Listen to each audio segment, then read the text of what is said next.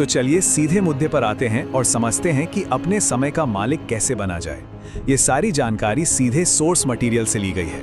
ये पूरी बातचीत एक सीधे से सवाल से शुरू होती है ताकि एक दिन की कीमत का अंदाजा लग सके। जरा सोचिए, कोई आपको 1 करोड़ रुपए दे, पर शर्त ये हो कि आपको वो आज ही खर्च करने होंगे, क्योंकि कल सुबह आप उठेंगे ही नहीं। क्या लगता है कोई भी ये ऑफर लेगा?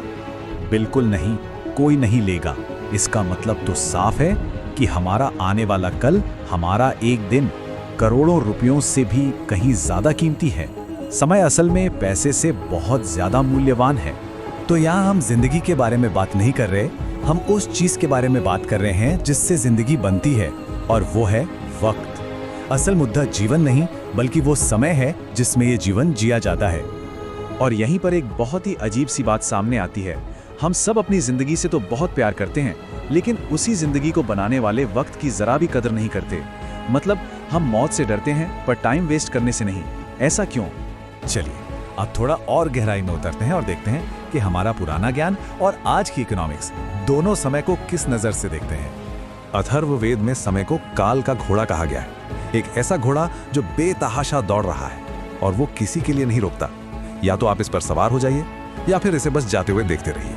इसको ऐसे समझिए, हर रोज सुबह हमारे अकाउंट में 86,400 सेकंड्स जमा होते हैं। ये एक ऐसी करेंसी है जिसे आपको उसी दिन खर्च करना है। आप इसे बचाकर अगले दिन के लिए नहीं रख सकते। बैलेंस जीरो हो जाता है।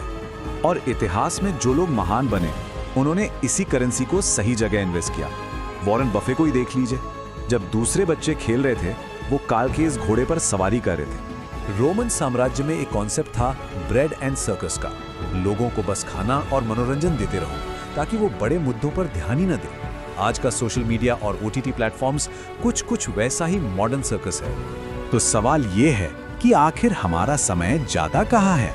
चलिए इसके मूल कारणों को समझते हैं। देखिए, समय बर्बाद होने की जड़ में सिर्फ 2 ही बातें हैं। पहली, एनर्जी की कमी, वो आज मूड नहीं है वाली फीलिंग। और दूसरी, मकसद की कमी। जब पता ही ना हो कि जाना कहाँ है तो वक्त तो बर्बाद हो गई।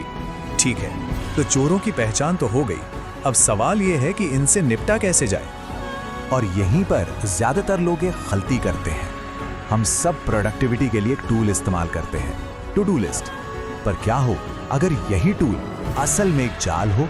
टू डू लिस्ट की कुछ बड़ी दिक्कतें हैं। एक लंबी चौड़ी लिस्ट देखकर ही घबराहट होने लगती है। समझ नहीं आता कि शुरू कहाँ से करें। और फिर हम क्या करते हैं, सबसे आसान काम पहले निपटा देते हैं, भले ही वो जरूरी ना हो। तो फिर इसका हल क्या है? हल का नाम है टाइम बॉक्सिंग। हार्वर्ड ने 100 से ज्यादा प्रोडक्टिविटी हैक्स पर स्टडी की और पाया कि ये सबसे असरदार तरीका है। लेकिन रुकिए, टाइम बॉक्सिंग अपने आप में कोई जादू की छड़ी नहीं है। इसे काम करने के लिए एक सॉलिड ब्लूप्रिंट की जरूरत होती है। टाइम बॉक्सिंग एक टूल है, पर इसे एक स्ट्रैटेजी चाहिए, और वो स्ट्रैटेजी है SMART गोल्स। याद है हमने बात की थी कि समय क्यों बर्बाद होता है? क्योंकि हमें पता नहीं होता कि उसे लगाना कहाँ है। SMART गोल्स आपको वही कहाँ बताते हैं। SMART का हर अक्षर एक कदम है। स्पेसिफिक यानी गोल एकदम साफ हो, मेजरेबल जिसे नापा जा सके, अचीवेबल जो मुमकिन हो, रेलेवेंट जो आपके लिए मायने रखता हो, और सबसे जरूरी टाइम बाउंड जिसकी एक डेडलाइन हो। तो आखिर में एक सवाल अपने आप से पूछने लायक है। हमारा कैलेंडर एक इलाके की तरह है।